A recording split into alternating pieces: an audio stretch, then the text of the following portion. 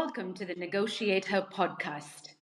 I'm Gitanjali Ponnappa, a seasoned negotiator and a management consultant with over 25 years of experience. And I'm Appa Gupta, a new manager and a negotiation newbie. Together, we're here to explore the intergenerational perspectives on women and people of color in negotiation, bridging our 20-year age gap. In each episode, we aim to inspire women and people of color to reclaim power, offering practical tips and sharing personal stories so that we can set an example for future generations.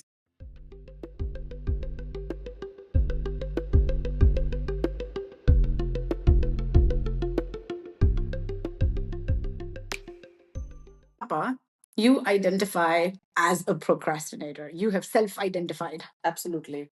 Okay, so my brother, Vinay, he also identifies as a procrastinator, which, by the way, surprised me because he doesn't come across as a procrastinator at all. So, in today's episode, we'll explore how putting things off can actually sabotage our ability to strike the best deal for ourselves and for those who we are negotiating on behalf of. So, in my eyes, procrastination is evil. But we're going to talk about that, right? So, let's first start by looking at what does it feel like and what does it look like? So, Apat, you tell me, what does it look like in your life? I really like the conversation we were having earlier with your niece's husband, Manuel, and we were talking about procrastination and how it looks like for us. I think our generation is kind of screwed when it comes to procrastination because of social media. And I think the picture that most of us have in our mind is of the doom scrolling. And I learned very recently that there's a term for this. We're going to talk about that later.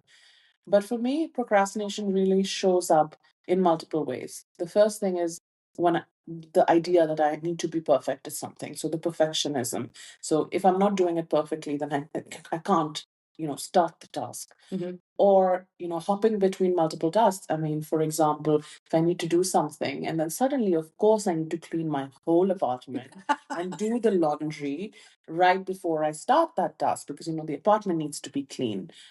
It could also look like decision paralysis when I'm unable to decide what I need to do first or how I'm going to prioritize because of my need to put something off. So it's a really it comes from a completely irrational place, and of course, in the worst cases, it's that last minute rush when you need to get something done shortly before the deadline, or you feel the pain of not having done the task at hand. So lots of little things.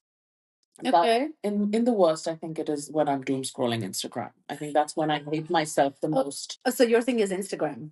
Yeah, Okay. Instagram. I'm a TikTok gal. Oh, Okay. you're obviously more modern than I am. Okay, so let me tell you a slight variation to your experience of putting things off. So Manuel was saying that for him, the way that he looks at procrastination, which I thought was kind of cute because he was making it sound like it was a positive thing. So he said, it's like about pushing things out for the sake of creativity. So making space for thinking. And you came up with a really good word. It's like, allowing yourself to let things marinate in your brain. Yeah, absolutely. Right? I think very nice. Good way if that's what you were doing consciously. If that's what you were using as an excuse. Agreed. Okay. So what does Manuel do? Manuel plays chess. Okay. On this scheme of life, TikTok, Instagram on one Both. side and playing chess on the other side. Okay, fine. But one of the things that I think procrastination shows up as in our life is actually it makes us feel productive. We are playing chess, we're cleaning the house, we're going to the gym, we're doing everything to, like, let's say, put off writing the thesis. You're doing everything that doesn't let you start on the task that is at hand. And just because you procrastinate, it doesn't mean that you're lazy because you're doing things that are useful to you. Yeah. Just not in the right order. Yeah. And you're relying on some kind of adrenaline or urgency to just kind of kick in, and you're like ready, to start writing. You're going to be so creative. You will have all the ideas and you're going to start writing your thesis, right? I think this is a lot of the time when people have writer's block. Yeah. Writers will say you need to sit down and just write, even if you're writing absolute bollocks, basically. You're going to get us an explicit rating for our podcast if you say things like that. I have to. Like, is it real? Sorry. But bollocks is not a bad word. I don't think so. Is Fine. Is it? But that's a whole nother debate. But can I just say one thing? I think the worst outcome of procrastination is you don't actually forget that you have this task, this looming task at hand. So there is guilt, there is shame of not actually tackling it. That is actually much worse the longer you put it off. Yeah. So that when you do put it off and you fill that time with positive things like the fun email that you want to send, or the fact that you want to organize your inbox, or you play chess, whatever it is, what it's doing is it's giving you this little spike of dopamine. Absolutely. Right? So procrastination is being fed into your brain as a positive thing because you're doing all the positive things to avoid doing the thing that you don't want to do. Yep. And to tell you the best thing that in our research our reading on procrastination that I stumbled upon, revenge bedtime procrastination. Yeah, we had that conversation earlier today with Manuel, and I just love that term. I didn't know that this is actually a term that exists, but can I just say how aptly named? As a mom, I just remember, and when I heard this term, like as a mom, just about 3 days ago, my son was very needy. I had had the worst day at work, and he wanted me to sleep with him. He wanted me to be in the same room. And I just couldn't. So I came out in a huff and I told him I can't do it. I sent my husband in to be the other parent. And I just sat on my couch and I just doom scrolled for about 20 minutes, and I did feel better after. But the word revenge, taking back your time, like kind of reclaiming what you believe was really yours and doing it at night. I'm sure a lot of people do this. It's really, you're basically sacrificing your sleep just to assert your dominance over your time. Yeah.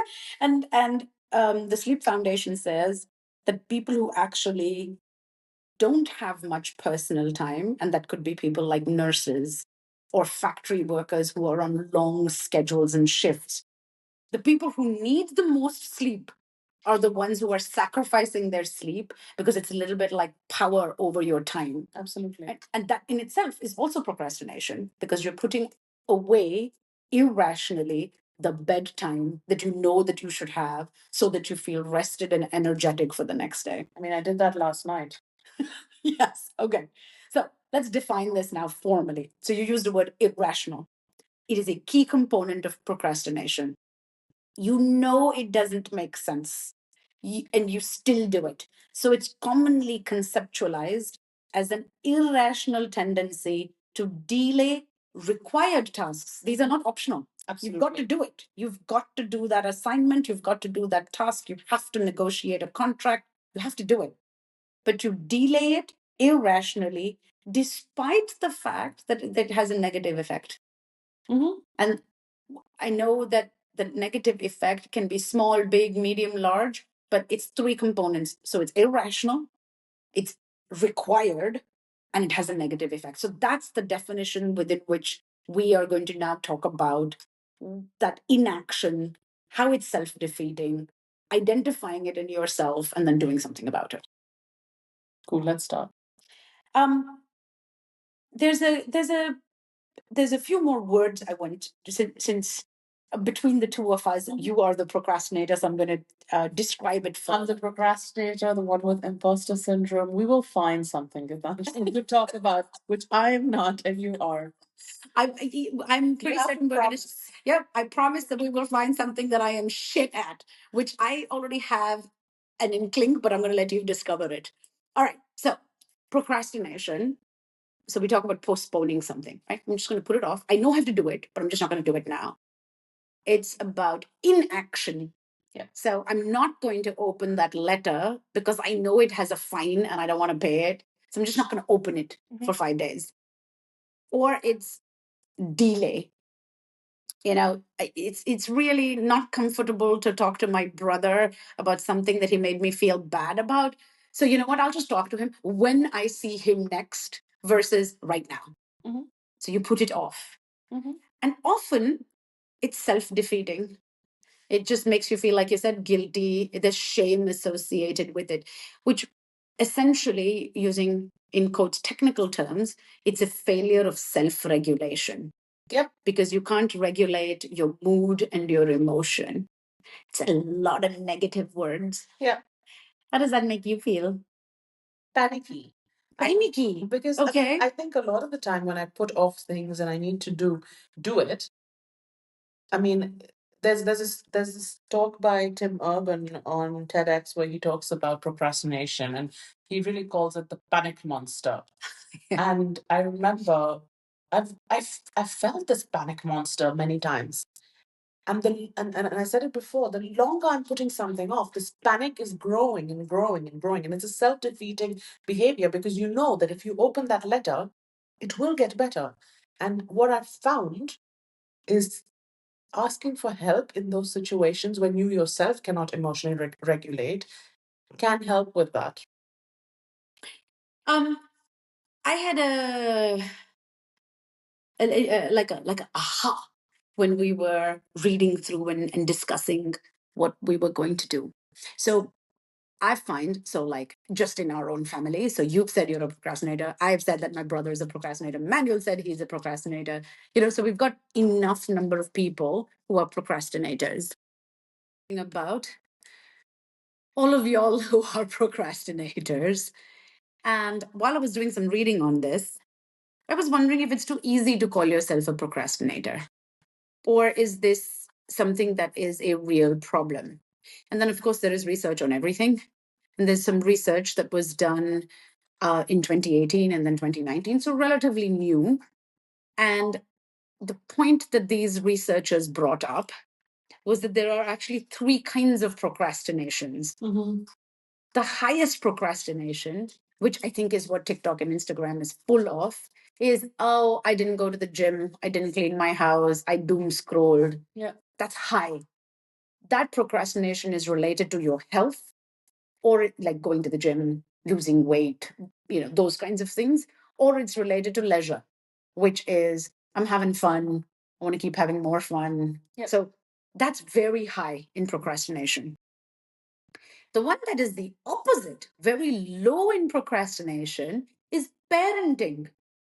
Apparently, well educated, and there's a definition of well educated. So, well educated parents rarely procrastinate when it comes to parenting. They don't put off difficult decisions, they don't put off bath time, they don't procrastinate buying the right storybooks for their kids. Procrastination amongst parents of a certain education level is extremely low.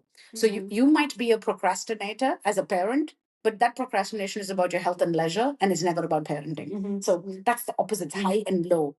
And the one that I think we are talking about, these researchers define it as medium procrastination, which is procrastination that applies to your career. It applies to education. So I have an exam to study for, or it applies to finances. I have taxes to pay. That's medium procrastination. So high. So you can be a person who is high, medium, and low. You can be a parent who does not procrastinate about parenting. You procrastinate a lot about going to the gym. And you have medium procrastination when it comes to your career, finances, or education. I thought that was an interesting way to look at it. You can be all of those three things, but for different dimensions of your life. I mean, I'm just thinking about the people that I know, and most of the people in my generation, I would say, are quite high procrastinators when it comes to their leisure time, when it comes to protecting their freedom for a short period of time. I think, at least from the friends that I can think of, I would put them on the high scale. If I understand it correctly. With parenting, I agree. I do sometimes put off bath time for Kian, but at the same time, I think I couldn't deal with the consequences of the pain of being a not good parent or being a bad parent. That pain is way too much for me to be procrastinating a lot on those decisions. I mean, we did speak about this earlier, but I do have it like an irrational fear of doing my taxes or doing any kind of bureaucratic work. Yeah. And so definitely from a medium perspective, I do kind of fall into this bracket. I was just thinking that procrastination, we look at it as it is a problem, but at the same time, I think what we don't talk about is the fact that r- being a rational decision maker and being able to make rational decisions sits in a completely different part of our brain to the part which is more impulsive and wants that instant gratification. So, I mean, the rational thought is primarily controlled by the prefrontal cortex, whereas the limbic system is more responsible for those instant. You want to feel the dopamine hit, Yeah. or you want to feel. It's linked to emotions and rewards and that immediate gratification. You said this really nice word earlier, which was self command. And they sit in different parts of our brain. I do believe if you're listening, you could probably hear Suzuki, Gitanjali's dog, walking around. He has decided to be part of this podcast today. Okay, so Yeah, remind me again now. So what am I saying? So because the prefrontal cortex and the limbic system responsible for two different parts, one for rational thought and one for that instant gratification, live in different parts of your brain, the more you train one neural pathway, the stronger that response becomes over a period of time. Okay. So like the fact that you have been procrastinating on particular things and you kind of strengthen that neural pathway more and more every time you choose to procrastinate. You're actually strengthening that procrastination part of your brain, which means that you actually start becoming the thing that you don't want to be. Whereas when you're thinking about it from a perspective of you want to strengthen self-command that sits in your rational part of your brain, which sits in your prefrontal cortex, the more you practice self-command, it's like, I want that chocolate. No, I'm not going to eat it. The first time it's very difficult. The second time it's very difficult. The third time it's very difficult. But when you've done it 100 times and you know the reasons why you're doing it, the brain doesn't have to exert as much energy into making that choice anymore. It's a more natural choice that you make. And this is just something I was thinking about when you were speaking a lot, is it possible then from a procrastination standpoint that this is a trained behavior? Absolutely. Again, I'm not a neuroscientist, you know that. Yeah. I do have a little bit of a formal education on the topic. The point about neural pathways and what we teach ourselves, this is also a fundamental belief that I have from a negotiator perspective. It's all learnable, it's all trainable, it is a muscle. The more you use the muscle, the more you're building memory of that muscle. So I would put this squarely in the category of yes, it can be done and you can train it. And the more you build confidence, shameless plug to our next episode. Um, let's then maybe let's talk about some of these techniques. Okay. So neural pathways are one of them. So you train it and you can get there. So we know this, we understand the science behind it. So we've talked about dopamine hits and how procrastination helps that. We've now talked a little bit about these neural pathways. Now let's talk about some pragmatic ways in which you can learn and teach yourself that self-regulation, self-control, and develop the behaviors and habits associated with tackling procrastination. In fact, my favorite approach, and I say this because very often on the Negotiator website, we talk about it. I've talked about it on other podcasts. Those of you who've done sessions with me, you hear me talk about this. It's about having your Jedi Council. And what do I mean by that really is you need a friend We're not supposed to be able to tackle these annoying, difficult things in our life alone. We're not alone. So get a friend to do it with you. What I would like to have as an experiment is, can two procrastinators friend each other and help themselves through it? Or is the combo of a buddy being a procrastinator and a non procrastinator? You know? So, what do you think of that? Do you think two procrastinators can buddy up and help each other? 100%, because we procrastinate on different things. So something that I procrastinate on might not be what you find difficult. So you're like, why are you procrastinating on this? This is not something you need to procrastinate on. Just do it. But for another person, say for example, if I had a speaking gig or I had to, prepare a speech and I had to speak at this event, for me that's not such a task that I would procrastinate on, because I actually look forward to it, enjoy it. But if I had to write, a white paper or a report on something which is just dull to me, I know I have to do it, but not something that I'm immediately, yay, let's do it. But what I do with Jan and my husband, and he's great. He's really task focused. He gets a lot done. He is also procrastinate sometimes.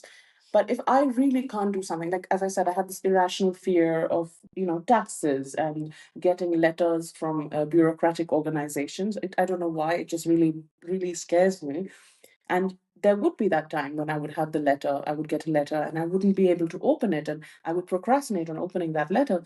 So now I just ask him to open it. Yeah. Because it's not that I need to know what's in that letter. I have this fear that I need to get over. But at the same time, by putting it off and not listening and not reading what's actually on there, it's causing me pain. So if I can't do it, I just accept that I can't do it. And I ask someone who can do it, who's, outside objective to that situation, to help me. Yeah. And asking for help should be normal. Considering that we're not all alone in the world. Of course. Yeah. Okay.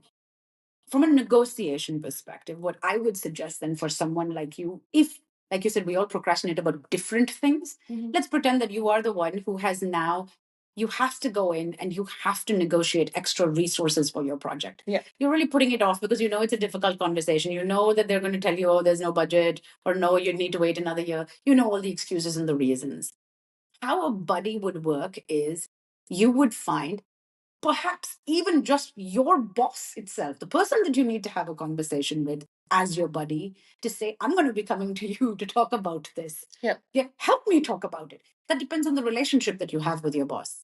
I worked for a wonderful woman who I actually could treat as my buddy, even though I was negotiating with her. Yeah. Another approach is having a sparring partner in a way. It doesn't have to be a person who knows the topic. They don't have to know what you're doing. They just have to hold you accountable. It's kind of like having an accountability buddy, actually. Yeah. That's all it is. It's someone who keeps you on track and says, did you do that conversation you needed to? Have you prepped for it? Have you made a list of the people that you need to go talk to? Just a kind of being more of a task person than actually relating to the topic. That would be just a demystifying it, because I think a lot of the time, and with a lot of these topics that we speak about, the basis is fear. Fear of something, the fear of rejection, fear of failure, but also fear of just tackling, like I just opening that letter. There's fear related to that, right? It's really in my mind, it's about demystifying that fear. It's just taking that fear and being like, is it really that scary? If you need to go ask for resources, okay, I know it looks like this massive mountain in front of you, but let's talk about it. Let's break it down. Let's actually talk about it to make it less unknown and big. Because with procrastination, what you're doing is you're putting it far away. You're saying you're giving it power, and you're saying it's this big thing that you need to do and you haven't done it. And but it's most of the time these big things are actually not that big. Other people have done it. You're not the first person, unless you're like, I don't know, going to the moon or something. Yeah, which then you wouldn't be listening. You wouldn't be listening to our podcast if you were going to the Maybe moon. you are. Let us know in the comments below. You said break it down. That would be the second technique on how to tackle it. So find a buddy, and then with the buddy, just break it down, chunk it up. So when we were talking with Manuel said he finds it much easier to make a giant task like, oh, I have to process my taxes, and then I have to go to the tax office and have a conversation with that person, and it's all too overwhelming. So he's broken it down into manageable, smaller chunks. From a negotiation perspective, what could be the smaller chunks that make it less daunting, less overwhelming? My way of doing it is very, very straightforward and simple. Break it down into, we talk about these W's: what, who, why, when, where. So if you're negotiating, again, let's do the resources example. You're asking for more people on your team because you have a lot of work and just not enough people to do it. So have a cup of coffee and just tackle, what are you asking for? Okay, I'm asking for resources. Just think about that a little bit. Am I actually asking for resources? What kind of resources? Just play around with the idea. The next day, sit down again with your cup of coffee or your tea or whatever it is that you're taking a break, which means it's not longer than 15-20 minutes. It's not that Of long. course not. Right. Gitanjali. Yes, exactly. 15-20 minutes is the maximum amount of time I've ever taken a break. Yeah, yes, exactly. So think about who you're going to go to have this conversation with. Break it down. The next time when you go to the bathroom and you're hiding out and you're reading Instagram in the bathroom, think about, why are you asking for for resources? So the obvious one is there's too much work, but there could be other reasons. Maybe it's about impact of the organization. Scaling. So just think about that. Then when do you need this? Okay, I need my first resource in 3 months. Do I really need to panic? Yes, because I need to hire and that takes 3 months. So think about the when. Then think about the where. Do I need all the resources and under my nose in front of me in this office? Can I have a virtual one? Can it be in another country?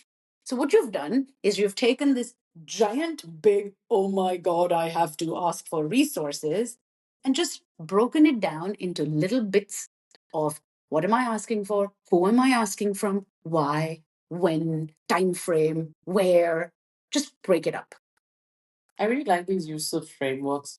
Knowing these frameworks, I think, also really helps, or finding where you can actually look for them. Because half of the time, you don't even know how to start thinking about something. Because you start thinking and then, you're jumping. But like, as you put it very clearly: what, who, why, when, where. There might be some other questions.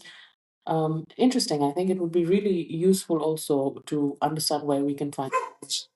Oh, yeah, right. Okay, so we're going to take a quick pause because the dogs are now deciding to bark.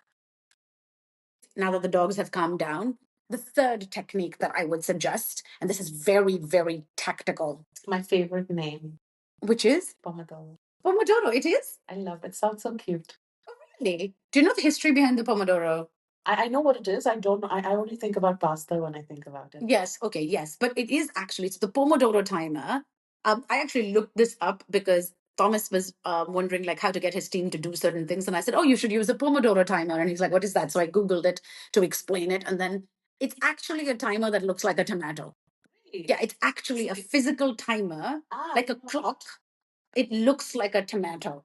But the origin of it was this person who needed to do certain tasks and broke it down. And he happened to have a timer in his house that was a tomato. Okay. Like that's the story behind it. Or maybe that's urban legend. I don't know. I think so, but it sounds great. I love it. And Yes. I use it all the time. Oh, good. We used it yesterday as Yes. well when we were prepping for the episodes and ensuring that, we each had our tasks split up and we wanted to time box ourselves. Yeah. I mean, very simply, it's time boxing. Yeah, it is.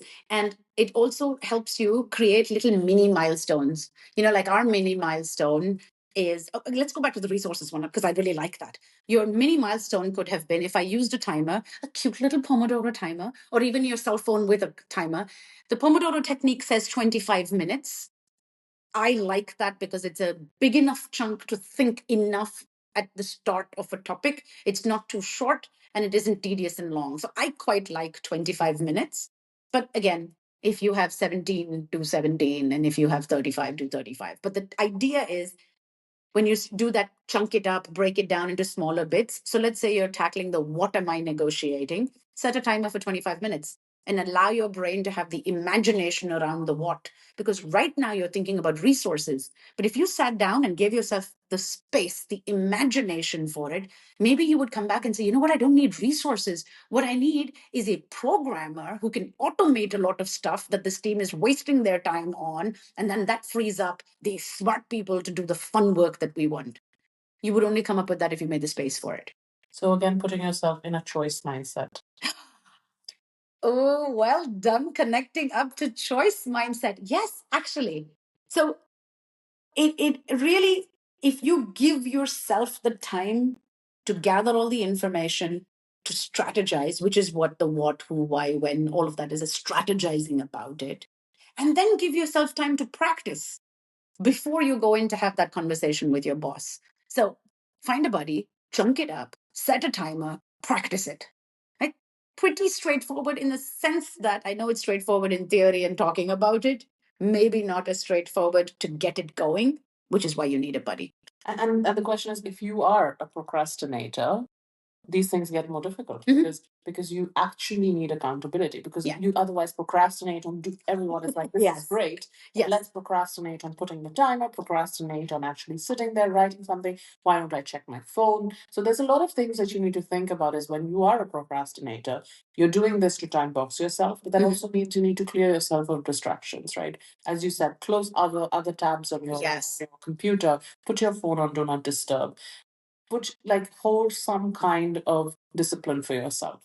And the thing about, there's this classic carrot stick thinking. There's the reward risk thinking.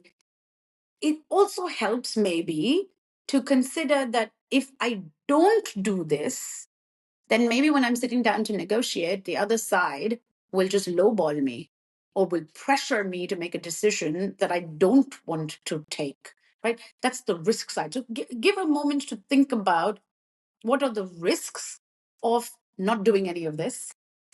Like, if I don't pay my taxes, I'm going to get fined and it's going to just get worse. If I don't open my credit card bill and speak to the company and negotiate a way to make a payment back, then it's just going to pile up. So that's all the risks. But I think a really nice thing is also the rewards. So setting this 25-minute timer, just oversimplifying, maybe give yourself a reward at the end of 25 minutes, which is the reward of another 25 minutes in which you can goof off. This seems like a reward that you would like. Yeah, I would love 25 minutes of goof off. Yes. Yeah. Ooh. So, I on TikTok, I have a 9-minute timer and then my phone locks up on that, right? So it's a screen thing. But my reward when I'm like sulky, or even my reward when I've had a great conversation and I want to bask in it and I want to like, ooh, that was great, is I take off the lock on TikTok. And then I'm like, oh, look at me, wild. From 9 minutes, I give myself 15. But it's a great reward because it's a motivator for me to stay on track. If you could see me right now, I'm basically almost, I have my hands on my face, completely face palming, because I can't think of the number of times I've done that without any need for any reward. So I'm really happy for you because actually, but you're just making me feel really bad.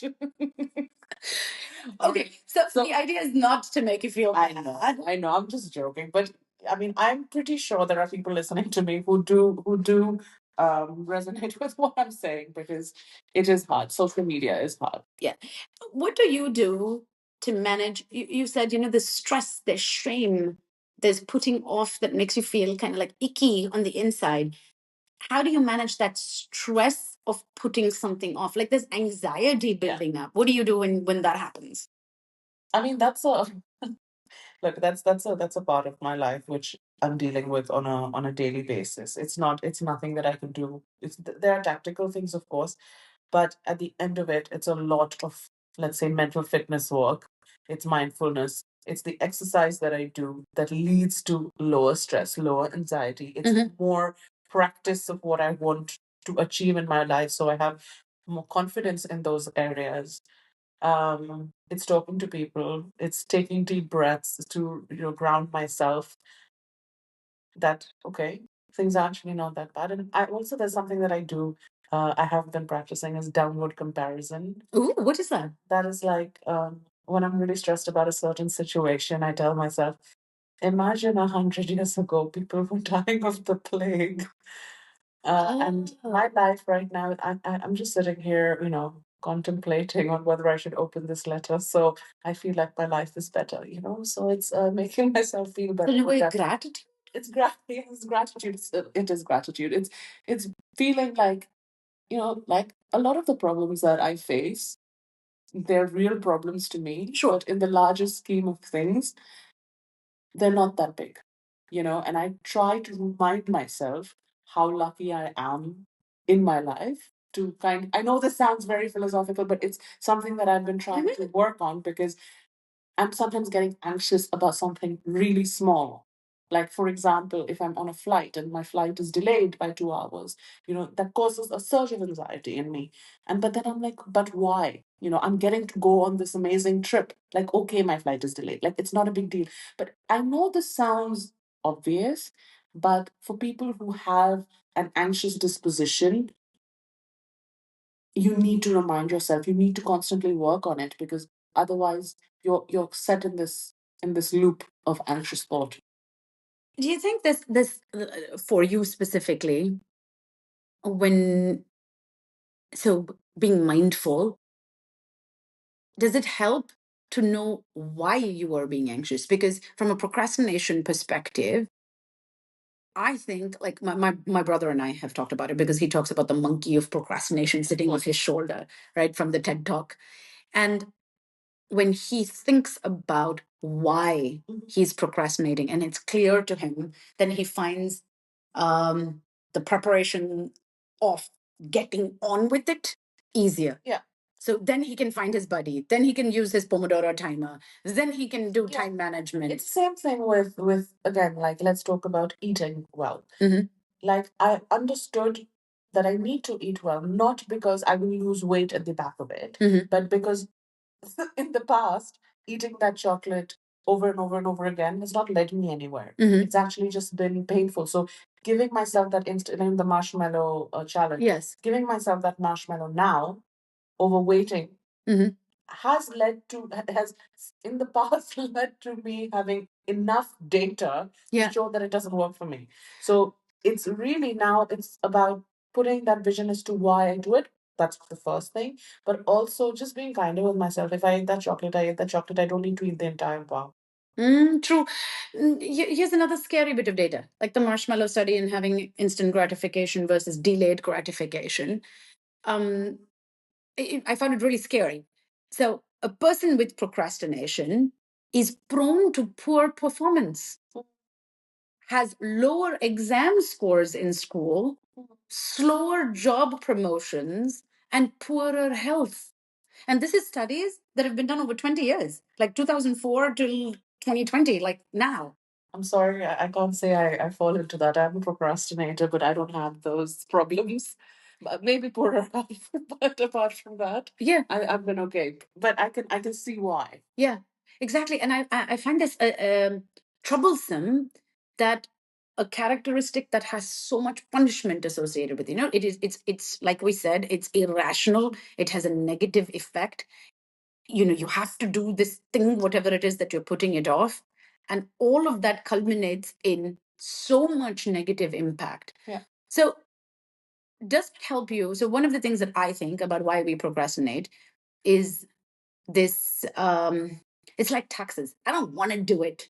The task of sitting down and sorting out receipts and making an Excel spreadsheet and uploading it or talking to the person who does my taxes is so daunting, so painful that it's a punishment just to do the task, even though there might be a reward associated at the end of it, which is I get a refund. Yeah. Is that Yeah, is that I would thing?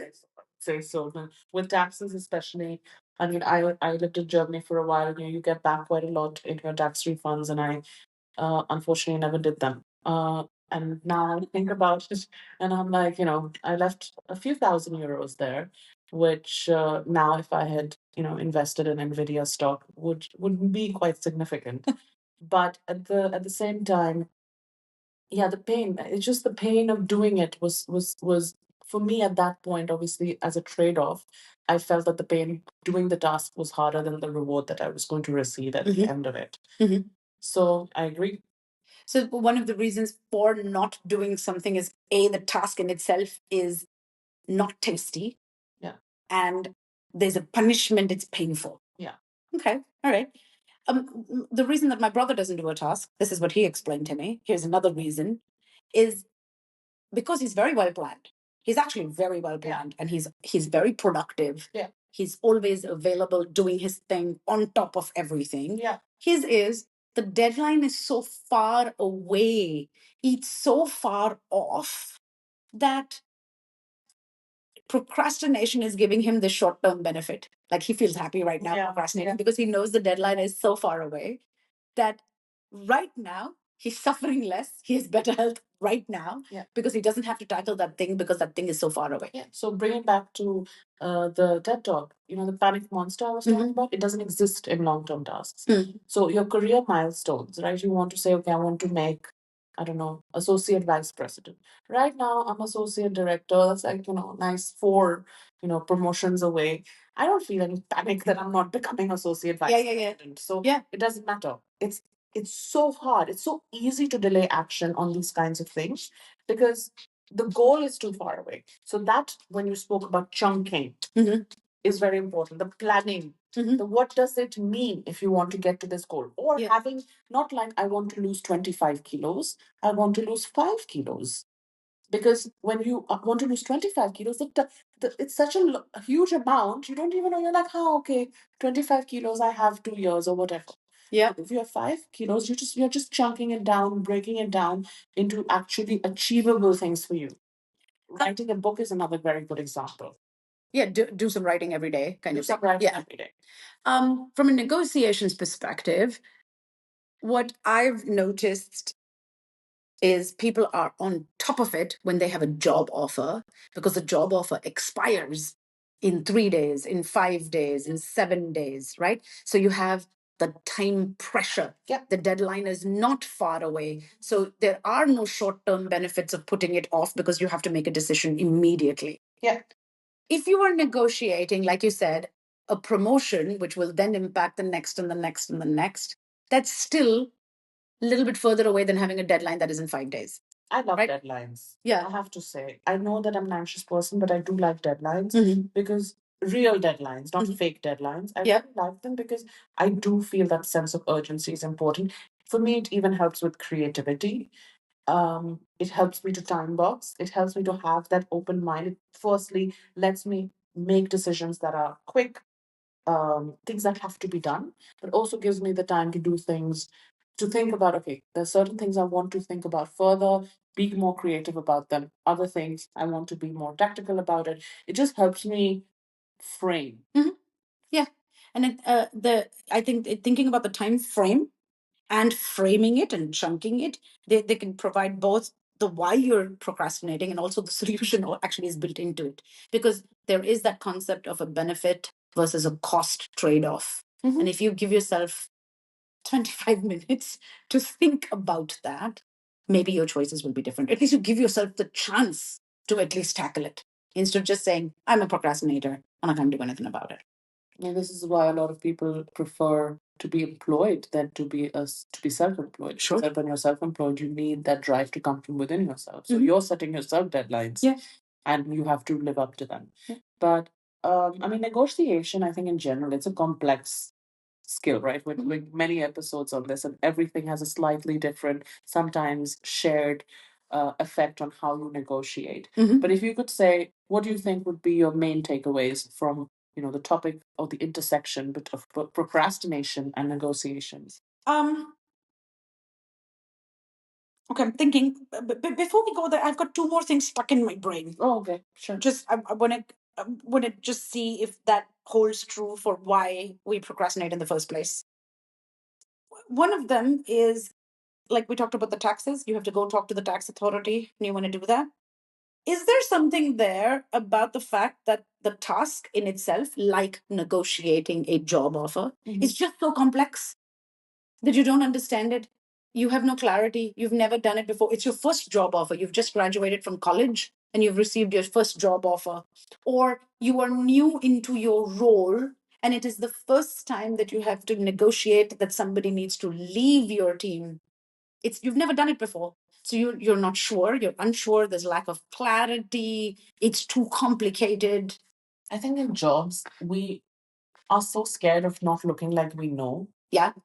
That this is a huge, just ask for help. And this is something I really live by, is like find people that you can ask and talk. People have all done this, for the first time at some points in their life. I think we need to stop behaving at work as, know-it-alls and knowing how to do everything. I'm not that type of person, so it's very, I don't understand people who are obviously like, telling you absolute, Yeah. because they've never done it before. So just ask. And I think this is just my way of dealing. But I agree with you. It's again, when I spoke about demystifying. Yeah. You don't know what you're doing because you've never done it. So how can you know? You just, I have this big grin on my face because I'm reminded of years ago when I made partner. It must have been, I'm pretty certain I must have been week 2 into being a partner. And somehow, in some of the firms, maybe in the firm that I was in, when you make partner, you're magically supposed to know everything. Yeah. So I asked this person who'd been a partner for almost a decade before me about something very basic to me. Like, it was something like, hey, how do I build this thing? Right? I had never done that specific thing. And he looks at me and he tells me, you should know. And I remember at that very instant, I just laughed and I told him, how will I know if you don't show me? And if you don't tell me how to do it? How will I know? And I now think back to that point in time. I'm very glad that I had that immediate spontaneous reaction of, hey, dude, how am I supposed to know this if you don't show me? Flip side of that is now I have learned very actively to ask for help. So taxes, get somebody who's professional around taxes to help you. Contract negotiations, get a professional negotiator to help you. Your career, get HR or a coach to help you. We have expert services available to us in this world. It would literally be like self-medicating. Why would you do that when there is a doctor who's done it for a decade to help you do that, right? So, yeah. Okay. Yeah. So you would tackle the complexity or the lack of clarity or never having done it before by getting help. Yeah. Okay. There's something you touched upon, and then I promise that we can move on, but this fear of failure. Mm-hmm. So you and I both do innovation work for a living. Yeah. Failure is kind of built into it. You gotta fail. Mm-hmm. Yes, there's failing better, maybe not, and fail fast and all of those as a concept, but failure is an essential part of learning and growth. And I've read recently that we put things off because we're afraid to fail. Yeah. Because failing reflects poorly on us. It's the same. It's very similar to the just ask for help, part. It's like it's a lot of it is conditioned, and it comes from the stories that we've heard, the narratives that we've been told. I mean, again, we're women of color coming from India. You don't do things badly. If you do it, you must be very good at it, even if you've never done it before. So the fear of failure. I mean, I gave a speech on this actually earlier, and even J.K. Rowling was rejected many times before her first book was published, and she was told, I can't remember the exact quote, but that children don't want to read about wizards and witches anymore. Okay. By a publisher. Mhm. So if the fear of failure in this book, so she failed. They told her many times. Imagine if she had said, "Oh yeah, you're right. I wrote this book and you're right. You're right. Nobody wants to read about it," and didn't keep trying. We wouldn't have Harry Potter today. So in terms of when I talk about fear of failure, I think we need to again reframe our thinking. It's a stepping stone to where you want to go. It's a feedback mechanism. Just because someone tells you that this is not working or you didn't do well in this doesn't mean that you can't do it. It just means that okay, you have to change your approach, or you need to look at it in a different way. I find it as a feedback mechanism. I use it as a feedback mechanism. If I've tried something and it hasn't worked, what is it telling me? For example, let's take the resource conversation. I've been having this resource conversation with my bosses for the last few weeks. The feedback hasn't been super positive, as if I'm going to get somebody, and I'm drowning. I really am. But at the same time, it's telling, I know that there are some organizational shifts, organizational movements, there's some politics at play. I'm learning about what that means for me. So I'm asking for it. And because of the feedback I'm receiving, the way the body language is being used, the messaging I'm getting, I'm understanding more about the organization and the environment that I'm working in. So I take it as a feedback mechanism. So it's contextual.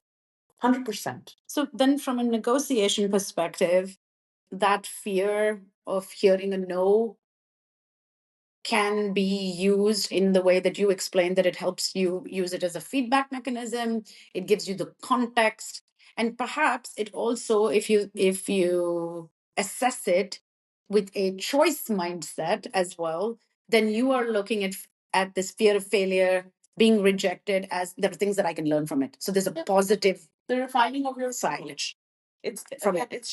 it's just practice. Yeah. Okay. Because you will get, if you didn't ask, it was a no anyway. Yeah. So now you heard no, but no yet this other And no information. and. No and you know? Yes. Okay. So now you know, acha, no, okay, it's still a no, but now I have this extra information about some things. Yeah. What does that mean? Okay. Yeah. All right. Fine. Thank you for letting me unpack those two more things. So, what was your question again that you wanted to wrap up with? What was that? No, I just wanted to ask, negotiation is complex. So Yeah. if you had to like tell me what are your main takeaways Okay.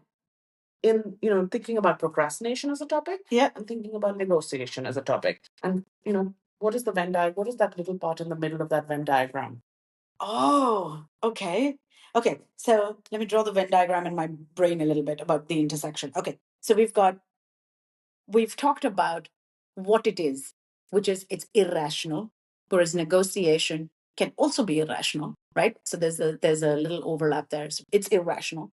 There are tasks that need to be done, they're required. We've talked about the fact that irrational, required, and pain, punishment versus reward. Where does that intersection lie? I think it lies in that space of awareness. If you self-identify as a procrastinator, you know it because you're feeling the pain, you're feeling the shame, you're feeling the anxiety. That part with negotiations is that prep plan, because it'll help the anxiety, it'll help the pain that you feel from it. Get that buddy. So I think the part where we've talked about getting a buddy, chunk it up into the what, who, why, when. Manage your time tactically, or at a deadlines and milestone level.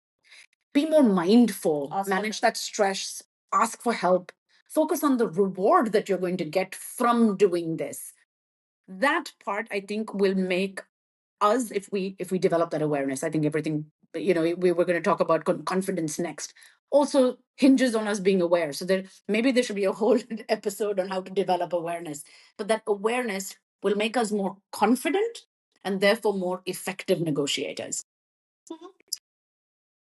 Negotiation is a skill that can be learned and improved with practice.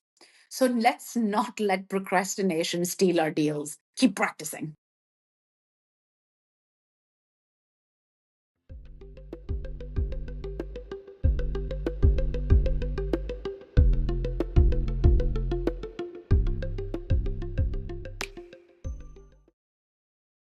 That's a wrap for this episode of Negotiator.